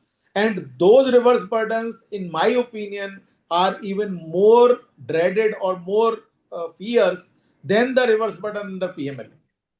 Okay. Actually, what are the current attitude of the courts towards ED cases based on the minor or procedural FEMA contravention? Are anticipatory bails being granted easily? No, with regard to the FEMA, I think FEMA is not offenses under FEMA, violations under FEMA are not liable for prosecution. So there no question arises for bail under FEMA violations. Only when there are another allegation that this FEMA violation is in addition to some commission of scheduled offense which has led to money laundering. Only then the situation of bail will arise. Okay. And sir, and in those matters, the bail is not easy. Because wherever there is money which has gone out of the country or some illegal money has come outside from outside of the company of the country, and then some other offenses have been committed in addition to the FEMA violations, then it is taken very seriously by the courts because it is treated as impacting the economy of the country. So then it is not easy to get bail. Okay. Could you please give us a brief idea on concept of attachment of properties predating the scheduled offense? Yeah, somebody was asking about this question on question answer session also. In fact, now this issue has been tried to be put under the carpet by bringing an explanation that if the properties continue to be held, then it becomes proceeds of crime. Though the issue still remains gray, how far the constitutionality or validity of this provision that to application in a blindfolded manner will happen. But as of now, the law is being applied like this only. Then even if it was prior to commission of scheduled offense, but if the property under attachment continues to be held, then it can be attached under section 5(1) of PMLA post insertion of scheduled offense. What exactly? Sir, application of proceeds to that property is not important. Proceeds of crime to that See, property it is like this, Ankit, that suppose an offense was committed in 1950 and a proceeds of crime were generated. So today the law as it stands, the great grandson of that man can be today told that boss, your great grandfather had acquired it by crime, Okay. committing an offense. So please give it to us. Okay. Okay, so that is the situation. No, actually, mostly these issues are arising between 2005 and 2013. PMLA law is brought out, but scheduled offense list is not comprehensive. So scheduled offense list is made comprehensive in 2013. Offense is committed in 2010. Then in 2015, whether that property can be attached. So offense committed in 2010, scheduled offense inserted in 2013, attachment sought to be done in 2015. Is it possible? The amendment says possible, which is subject to ifs and buts and under judicial scrutiny. Even the courts say that. So the situation is that interpretation would be the illustration which I have given. Okay. The interpretation doesn't say 2005 or 2009 or 2000. That the way it has been interpreted, it means that it is, as Ashwini ji always said, Samay Ananta. Okay. The black money. What exactly triggered the Black Money Act? Is non-disclosure enough or intent to avoid Yeah, tax? very pertinent question. In fact, if you carefully read section 2 bracket 12 of undisclosed foreign income and asset, you will find that heading says undisclosed. In the text portion, the word undisclosed is not there. So rather my question is reverse. Even if you disclose, is it end of the trouble, or trouble can still continue? Continue. Because two things are required. A, you have to disclose. B, you have to explain it to the satisfaction of the assessing officer, for which no sound judicial parameters have been given. So, what I can visualize is that after disclosure, you have to explain what is the source, whether it is for tax-paid sources. Suppose I say I own a palace in London. I have disclosed in my return. Will that be end of the trouble? No, trouble will begin from there. Okay, you disclosed yourself that you have got a palace in London. Okay, explain its sources, where from it was acquired. So if the AO is satisfied, this explains from the sources on which taxes has been paid in India. If it is acquired from the taxable income, then only the problem will come to an end. Otherwise, problem will begin from there. And there is another aspect of it, that even though you have a foreign asset or foreign income on which there is no evasion of tax, and if you have not disclosed it in the ITR, in Schedule FA, then also you are liable for prosecution, and the punishment is very severe. Apart from penalty of rupees 10 lakhs. Of course, that is a part, but I And- am saying that there is a minimum punishment prescribed, and that is of Yes. 3 months. So minimum 3 months punishment would be. So disclosure becomes essential. Though it is not end of the trouble, disclosure, but it is still essential in a very important part. Okay. Is there any clarity on how much offshore structuring or gifting abroad can be done without invoking Black Money Act? Sir, same thing, that one should be clear. What is the source? Source is disclosed here or not? Assets from where it is going, income from where it is going, is disclosed under FA schedule of ITR or not, if it is a case of resident individual here. Okay. Simple, same fundamental will follow there. If someone discovers an undisclosed foreign asset and wants to voluntarily declare it now, is there any legal route to escape prosecution under PMLA and BMA? Actually, that is a very fundamental question, and mostly it will be decided by what is going to happen under the the retrospectivity part of it. Whether the Supreme Court is going to accept the plea that it should not be applied retrospectively or not. Be that as it may, but another part will be that ultimately, if you disclose, then you can think of penalties only, provided, and at the most prosecution, provided you are able to satisfy that it is not from undisclosed sources. Otherwise, both will get it triggered. As far as prosecution part is concerned or penalty part is concerned, though, at the moment, investigation agency is pleading that it is automatic. But according to me, still, if the reasons are there, reasonable explanations there was no motive to evade, there was no motive to conceal, entire amount is from tax-paid money only, then I think penalty can also be avoided. That is my, considered view, but I do not know how the agencies are going to take it forward, because it is also subject to judicial scrutiny in times to come. Sir, time is short, so I know you have to go. So there are few practical issues. So you just give quick answer, yes and no. We received a money from foreign relative under LRS, but used it to invest in a startup. Could this be seen as FEMA violation or money laundering? Ankit? No. A startup got FDI but filed Form FCGPR late. Everything was legitimate, but the ED still call us at proceed of crime. So it cannot be proceed of crime. It's a procedure lapse unless until there is some connection with the money that has been sent. Okay. So investigation can take place and then it can be proved. Okay. Yes. I brought property in Dubai through disclosed Indian income but did not report in my ITR. Can this fall under Black Money Act and PMLA, Ashwini ji? Sir, this we have already discussed that yes, this is a very, very ticklish issue that what is to be done now. If there is a failure in mere disclosure. So it will depend upon how I explain and how the agencies are going to take it and how the courts are going to accept. According to my understanding, if everything is hunky-dory, no evasion of tax, omission was due to bona fide reasons, then I think the punishment should not be severe. Okay. The law says yes, everything. Answer, legally speaking, answer is yes today. Okay. My father had an old bank account abroad. After his death, we inherited it but never declared it as the black money or as an honest mistake. This is also quite prevalent situation. So the because- onus is on this person to show that it was bona fide.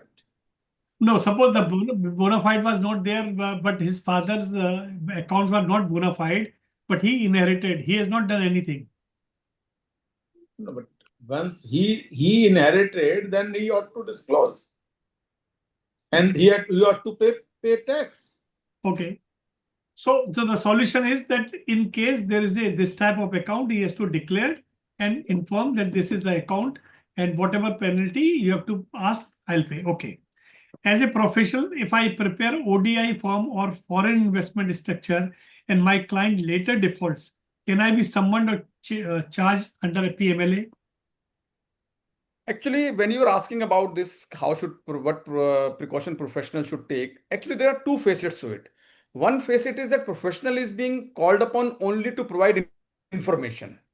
Other facet which becomes very important is that professional is being called upon to examine his involvement in commission of the execution of the transaction and coupled with his advisory.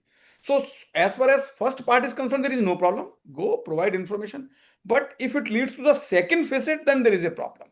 So while filing up the forms and everything, we have to confine that it is that authentic information is provided. I have the evidences to provide the basic due diligence. I mean, the ID should not be able to prove that at the time of filing also you knew that facts are wrong, the things are dubious, things are dummy, things are fabricated. That shouldn't be a situation. I should perform my role diligently within the framework of law. Okay, many professional act as authorized representative or signatory in foreign filing. Is that risky under PMLA if things go wrong later? Many professionals are authorized signatory. Act as an authorized signatory or signatories to the filing. I think after this reporting entity circular from the notification from the government, which notification which has come, where such kind of things will be made, such kind of people will be made as reporting entities. I think it is the least desired thing to be done in life that one should become the authorized signatory of bank account of a company, particularly a professional. Okay. मैं कौन की खाम खा? Exactly. Okay. Can giving a wrong or delayed legal opinion on FEMA land me in trouble under PMLA?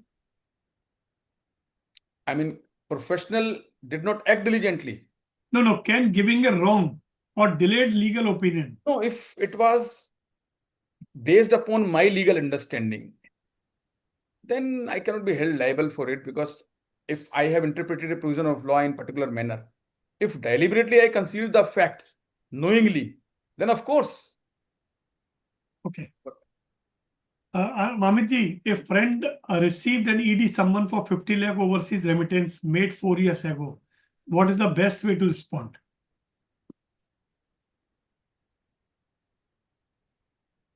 You have to give the facts. Okay. Because whatever summons you receive, it is the duty of the person to give the correct facts. Okay. And not to argue. Most people, what they do is, when they appear before the agencies, they start arguing before them. So that they should leave to the lawyers later. Okay. They should only give the facts. Okay, Ashwini ji, how long can ED keep provisionally attached property before trial start? Can it go to indefinity? Actually, there is no time limits here. So, Okay. I mean, with regard to these laws, that is a problem, that there are no timings, no limits. Actually, the law says that the attachment can be only for 18 months. And if no prosecution complaint has been filed within 18 months, then it should ideally lapse. But Pawan that's sir, I would like to take excuse because I have to immediately leave. You can continue if you want with Amit ji, because Last two my questions. session is first. Amit ji can continue. I have to. I will continue, sir. Okay, Let me. I may be kindly be excused. Okay. Thank you very Please. much. Thank you. Thank you, Ashwini ji. Thank you very much. Thank you. Okay. Amit ji, if someone wants to come clean about past FEMA lapses, is there any current scheme of compounding process that can be protect them from PMLA? Ankit, you and Amit ji both. First, Ankit. There is no such scheme. But RBI can come out? I mean, so they have never come with such kind of a scheme. Okay. Amit ji, now, what should we do? Sir, why these kind of people should even have such schemes? I mean, they should face the the problem is that real culprits should face the music. It is the innocents when the things are unnecessarily exaggerated by the agency. And people, take example of a person who has incurred huge losses in a bank default. He has become NPA. Now the bank he has been servicing the loan for the last 25 years. Today, just because he's in problem, every agency gets after him. So those are the cases which require some kind of thinking by the government, by the agencies, by all of us. We need to protect these people, that if a person has been servicing the loan for 25 years, can he be called that he took the loan fraudulently? He might have, not given one information, or he might have given one information wrongly. He can't be said that that person ever had the fraudulent intentions. So you start going after him, you put ED after him, you make it PMLA. So that should not be done. But if a person is actually committing an offense, the law must take its own course, sir. Okay. Sir, is every foreign remittance that goes unaccounted at risk of undocumented at risk of being treated as proceed of crime? Unaccounted? So it would be difficult for any foreign remittance to be unaccounted because it will go from a bank account. Otherwise, it will be Hawala. Yeah, because it would be there cannot be any manner that it will be unaccounted. Where is the line between technical FEMA default and willful money laundering act, Amiji? Sir, let me just explain. Today most Hawala dealers, they used fictitious accounts. They use fictitious identities. They use fictitious methods. Now, Hawala itself may just be a FEMA violation, but in order to commit Hawala, all these kind of fictitious acts are done which fall under the category of scheduled offenses. And that is why it may seem to be a mere act of Hawala, but it is actually for committing that Hawala, there are so many other criminal offenses which have been committed. So that is how the money laundering comes in. So there cannot be any line as such. Line is that if it is merely Hawala, it cannot be. Like, for example, a person is taking the bank, he takes out the money out of the bank, is taking it without declaring. It is Hawala. But not by using fictitious methods and criminal methods. Okay. Does every suspected FEMA violation need a scheduled offense first, or can ED directly assume laundering? No, I have answered this. PMLA cannot trigger without there being initiation of investigation by some or the other agency empowered or authorized to investigate the scheduled offense. Okay.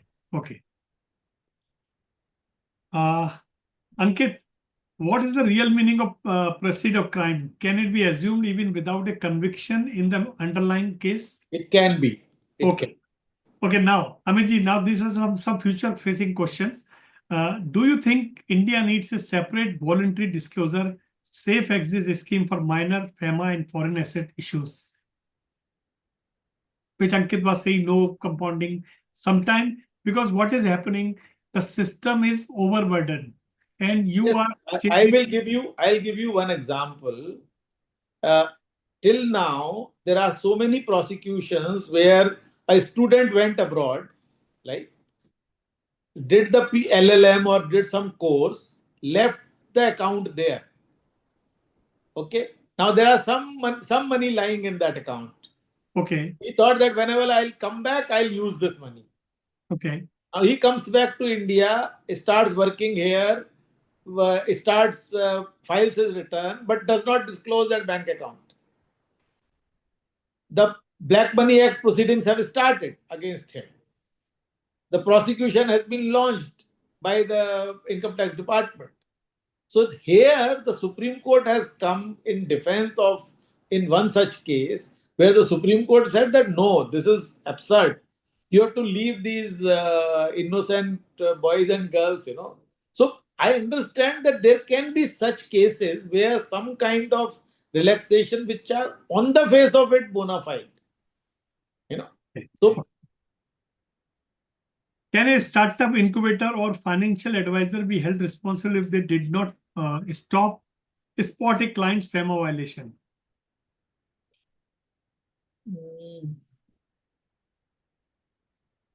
Is there any duty to stop? Okay, no. Last question, sir. Is India's current regulatory framework making it too risky for honest business to operate globally? Yes. Do you want me to elaborate over it?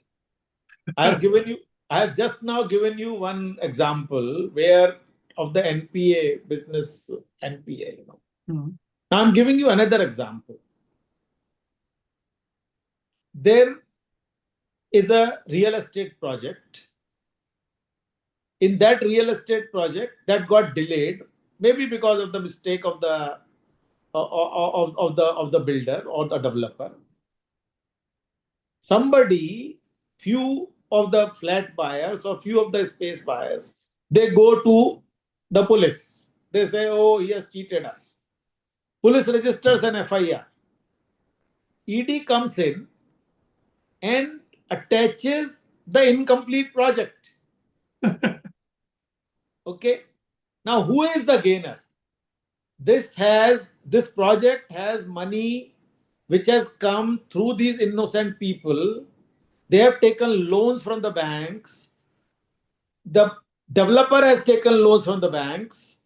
If this project will not be completed, who is the gainer? Is the economy, the agency, the ED, which has been created for assisting the economy of this country. By this act, how the economy of the country is being helped. So sometimes the technical or very hyper-technical implementation of law is also a very, very big problem. So these are very, very big issues. That are you really, whether these laws which were supposed to help the economy of the country, are they really helping or have they become an obstruction? Okay. So this requires actually the discussion amongst the people like you, Pavanji, and who are the leaders of economic world. So and something should be done about it. It cannot go on like this. And the fear psychosis which it creates is absolutely disastrous. Okay. Somebody has, Ankit has given answer, but for the benefit of others, I'm saying a NRI transfers some funds from his overseas account to his saving account in India. What is the status of this money in India? How will it be categorized under PMLA? Ankit has replied, there appears to be no issue in this matter. You can do it until something is wrong. Am I right, Amit ji? Yes. So Okay. So we are not supposed to give individual advice here. Yes. But we have a practice to. So now it's a time we have already crossed this. So before closing this, we just talk about the topic. So 30 seconds to Shweta. I will start with you about this topic, and then Ankit, then Amit ji. So, as everyone has elaborated, that compliance with the minor to major FEMA transactions are required, and everyone, being the individual or the Indian company or the professional or even the authorized dealers, the banks also are required to do their part under the transaction diligently and ensure that the transactions has been undertaken in the compliant manner in order to avoid triggering of any of the contravention under any of the act, because we have just stated that any contravention under one thing can brings contravention to the related laws as well, and you can fall under the net of other laws too. So it's better to do your part diligently and comply with the law, take it seriously and ensure compliance. Okay. Ankit. I think, sir, Amit sir and Ashwani sir mentioned, just because you received a summon from ED doesn't mean that it should always be PMLA that also be invoked. So try to examine the summon, answer whatever ED is asking. And in all the transactions that you undertake, make sure that you have all the necessary paperwork. Like even in case of, we do a lot of transactions where imports have been made, payments are not made, or exports are made, payment have been received, but exports have not been made. If there are genuine reasons, make sure that all are properly documented. It is communicated across to the parties. So you should be able to justify to the concerned authority as to why this has happened. Oh. Amit ji, last word. Every professional, this is the advice for the professionals. Every professional must see to it that whatever he is doing on behalf of the client, not only that the client understands it well, he must see to it that the client understands what you are doing, and it is the client who must own it. Most of the times the problem arises when a professional says, "Main kar dunga na sir, no problem, don't worry sir." No, in every office the junior associates must be utilized to explain what we are doing to the client, and it should be ensured that the client owns every act of ours. That sometimes is not done, and whenever it is not done, you are actually sowing the seeds for problem, because then the client will be able to say that, sir, मेरे को तो पता नहीं था, मेरे वकील साहब ने, सीए साहब ने, सीएस साहब ने जो साइन करने को बोला मैंने कर दिया. So that situation should be avoided. That is some for the professionals. And so far as the clients are concerned, neither the agencies are your enemies, nor are they your friends. This should be always remembered.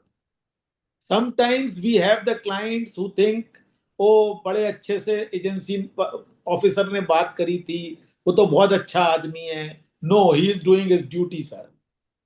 Please don't trust him. He can't be your legal advisor. But at the same time, he is also not to be treated as an enemy. You should give him the correct facts. That's your legal duty.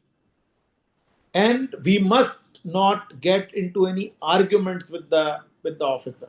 That is what I would say to the people who are facing the music. Thank you very much. Thank you, Amit ji. Thank you, Ashwani ji in absence, and Ankit, Shweta, for giving a topic. Sorry, I was late in joining. I was stuck in High Court, so my apologies for that. No problem, sir. So this topic was very interesting. Most important, the interplay, PMLA, FEMA, black money, and then Amit ji and Ashwani ji added more laws also that can also come. the crux of this programs today is that till the time you're doing something legally, there is no issue, there is no problem. Even if there is some violation, it can be compounded. The intention should be there. Intention should be clear. On that basis, we should do. As I told you, FEMA is door and PMLA is the hammer. So we have to understand this part, that when you are entering, then you should enter with clean hands. And I think no regulatory authority will do anything. They may ask you because of some suspicion, but you have to come out clean. And whatever advice today Amit ji, and Ashwini ji and Ankit has given, and Shweta has given in her presentation, that we must follow. FEMA is everyday work, every professional is doing, but you should understand it's come under the schedule offense. Anything which is coming under schedule offense, we must be very careful. We must be very diligent. We must be very careful to keep each document properly. With this, thank you very much to all for participating and giving answer. We have covered around 40 questions which we have discussed. So the interactive session, no doubt we have overshoot the time, but anyway. So thank you very much. Friends, as you are aware that our next webinar of this knowledge sharing is continue on 8th August 4 p.m. we are having the session of MCA 21 version 3 implementation of annual filing forms. Now this is a time of annual filing forms of company secretary, chartered accountant and advocate, and all entire corporate world is doing this. So we will discuss this part on this, and all questions, all issues we will discuss. Till then, thank you very much.